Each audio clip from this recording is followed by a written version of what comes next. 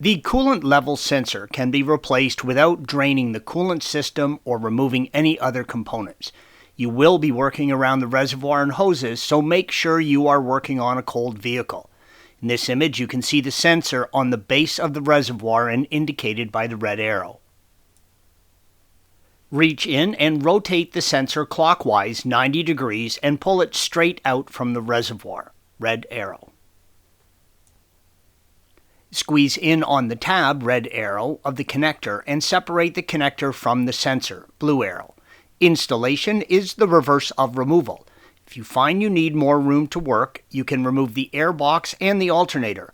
Please follow the link provided at the end of this video for additional assistance with those tasks. Thanks for watching. Be sure to subscribe to our channel and check out another video in this series.